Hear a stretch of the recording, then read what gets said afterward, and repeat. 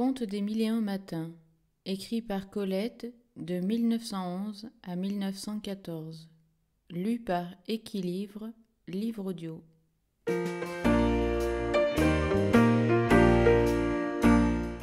La rue, la foule.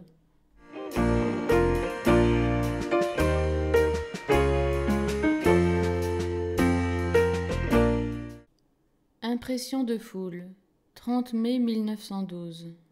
La lumière d'un blanc vert tombe d'une source unique, centrale, suspendue à la coupole du cirque. Elle s'abat terrible sur le ring et sur la salle ronde. Elle repousse et dévore les ombres si sauvagement qu'en la subissant, on ne songe pas à un secours mais à une catastrophe. Il me faut quelques minutes pour habituer mes yeux faibles à ce resplendissement désolé, et plus longtemps pour que s'éteigne autour des têtes, au long des balcons et des cordes du ring, le halo que crée l'excès de lumière et qui vibre, magiquement violet. Le cirque est plein du murmure marin qui monte des foules massives, et celles-ci comptent autant de têtes qu'une ville entière. Ce murmure des foules calmes, qui enflent et s'apaisent, et ne se tait jamais, je l'écoute avec soin, de la loge au juché que je partage avec quelques tourneurs de cinématographe. Je l'écoute en me penchant, comme si je voulais découvrir ses sources mouvantes, insaisissables. Au-dessus de moi, la foule a envahi les galeries. Elle semble s'accrocher au mur et épouser paradoxalement la courbe de la coupole, comme l'essaim se colle sous le calot de paille de la ruche. Les visages que je commence à détailler pâtissent de l'intense et verte lumière. Sous ce flamboiement d'astres tristes, le teint des hommes tourne au brun de bile ou s'éclaire d'une pâleur épouvantée. Les femmes maquillées se colorent de mauve, fuchsia. Un cou, soigneusement enduit de blanc liquide, brille comme un fût de marbre bleuâtre. Une robe rouge dans une loge, une autre violet cru, une autre émeraude, requiert l'œil parmi le noir des fracs et l'obsède. Tout là-bas, tout en bas, au centre d'un carré blafard, fermé de cordes tendues, deux petits bonhommes nus subissent les dures fantaisies de l'illumination morne. L'un paraît tout jaune, plus foncé que ses cheveux blonds. L'autre, de la nuque aux chevilles, et d'un rose vivant et bistré. Pour mes médiocres yeux, c'est un amusement que de les voir si mal, simplifiés, légers, l'air de jouer, avec leurs gros gants, en chats qui roulent des pelotes. Mais ensuite, j'isole, dans le médaillon rond de la lorgnette, un groupe athlétique, et si proche maintenant que je distingue le grain des joues rasées, les raies fines qui divisent les cheveux lisses, et l'étoile de sang frais qui décore l'un des champions, le blond, le plus jeune, au front, entre les yeux, juste à la place où la belle ferronnière attachait une pierre précieuse. Ce joyau rouge ne dépare pas la jeune figure du boxeur, encore intacte, car le match vient de commencer. La bouche fraîche et fermée, qui discipline son souffle, ne porte point de meurtrissure, non plus que la face prudente, courte, un peu doguine, du champion américain. Je ne m'applique pas à compter les coups qu'ils échangent, cette chorégraphie redoutable qui les lance d'une corde à l'autre. Je laisse un aréopage évalué en points et en chiffres. Ma place est dans cette foule passionnée, assez ignorante pour retentir d'un « oh » angoissé, à chaque claque bruyante et inoffensive, du gant contre le gant, assez sensible pour s'émouvoir d'une maternité patriotique pour son champion, pour le petit Français blond, et haleter selon qu'il s'essouffle. Ma place est bonne parmi les tourneurs de ciné, dont la main moue d'un mouvement invariable parmi ces parieurs congestionnés dont l'anxiété se dépense en cris soudains, en exclamations incompréhensibles, en hurlements anglais, près de ce jeune homme muet, nerveux, qui vient de m'empoigner le bras inconsciemment parce que le boxeur blond est tombé sur les genoux. Mais il se relève, et la main qui meurtrissait mon bras se desserre, glisse et s'en va, sans que le jeune homme muet ait tourné les yeux vers moi. Les minutes strictement mesurées de pause et de combat se succèdent. Des fusées de cris et de sifflets qui menacent le champion étranger m'annoncent, sans me l'expliquer, un coup discutable.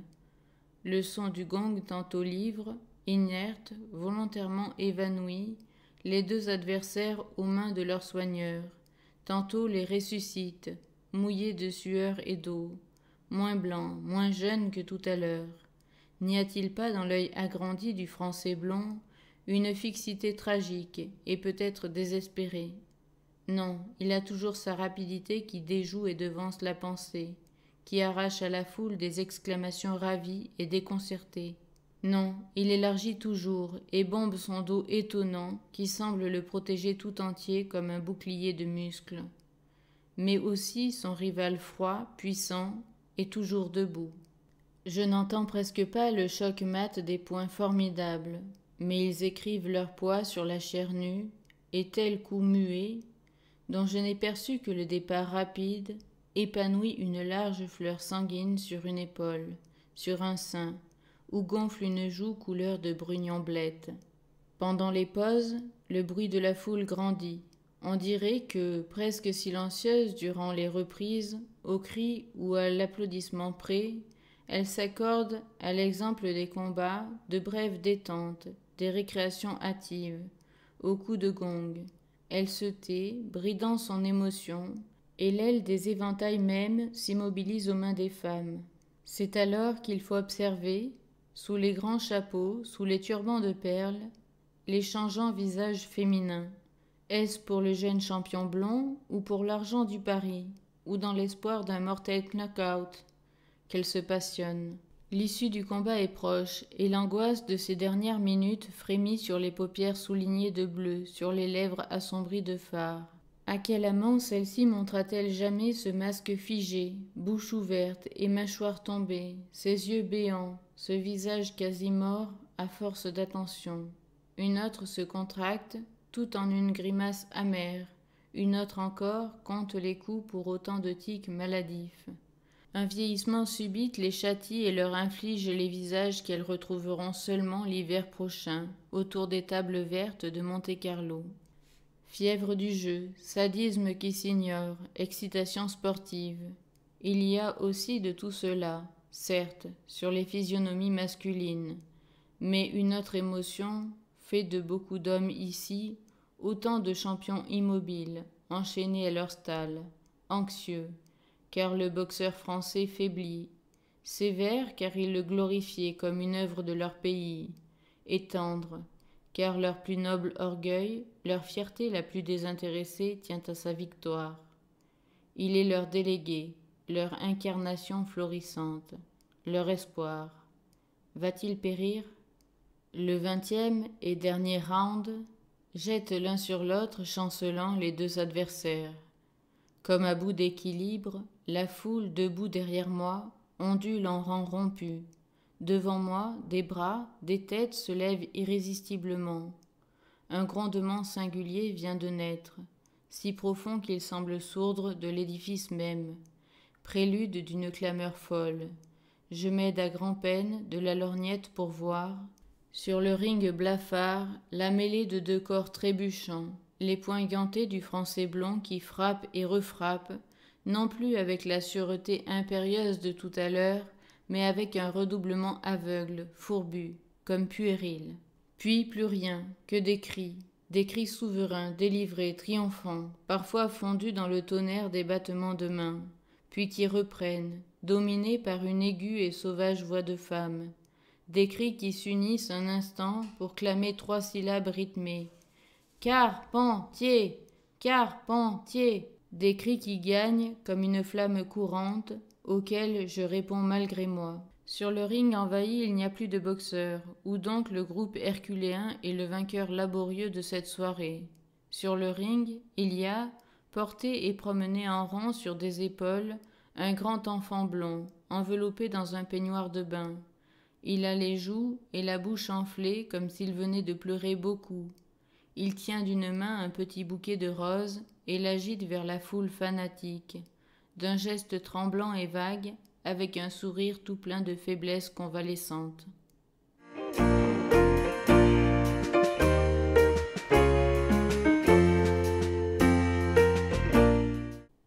Le cimetière Montmartre. 6 novembre 1913. C'est un lieu sans mystère, non sans surprise. La foule, les fleurs, les enfants lasses qu'on traîne. Il y règne une animation dominicale peu recueillie. Tous ces gens-là ont l'air d'être venus ici d'un cœur froid, comme moi-même, qui n'y connais personne. Nulle majesté funèbre ne tombe du pont Caulaincourt, qui trépide au passage des camions et des autobus. C'est seulement un jardin un peu étrange, une cité naine, maisonnette, chapelle-cabine et mausolée-cabane, tout cela de pierres massives, de fer, de marbre, moulées, taillées selon un mauvais goût serein.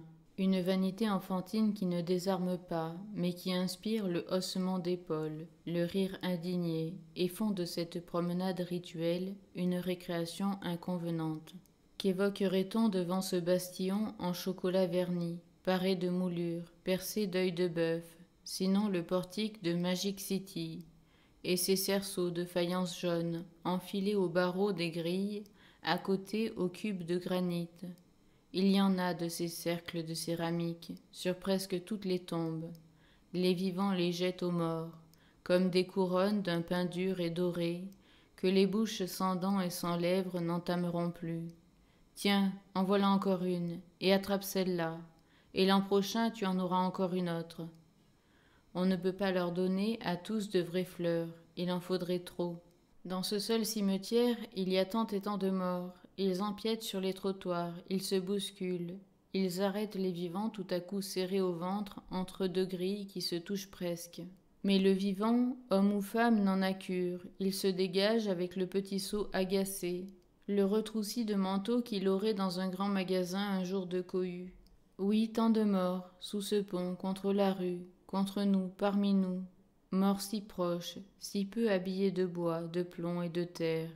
Le bois s'effrite, le plomb se troue, la terre respire. Je ne frissonne pas, mais je suspecte cette grasse terre qui colle à mes semelles. Je suspecte l'odeur du vent. Je me révolte à l'idée du charnier toléré, admis au milieu de la ville, étalé entre un hôtel neuf et un cinématographe. Pourquoi le charnier lorsque nous avons à nos ordres, obéissant, joyeux, prêt à s'élancer, à détruire, à purifier, à disperser le reste affreux de nous-mêmes, nous avons le feu. Mais que deviendrait alors le culte des morts, tel que l'entend cette brave dame, debout dans son petit enclos, et piétinant d'un talon autoritaire 1, 2, 3, 4 dalles couchées gravées de noms et de dates. Elle passe bonnement sa bête en fourrure au col d'une urne, et elle gratte la mousse, balai, pince un surgeon tardif de rosier, marmonne tout bas et claque de la langue. Ah, c'est domestique. Puis elle reprend sa bête, ses gants, assure l'équilibre de son chapeau en se mirant dans le médaillon bombé d'une couronne de perles et s'en va, après un regard de scandale vers le lierre, l'épine et la ronce rougie qui étreignent, amoureux et libres, une verte tombe abandonnée.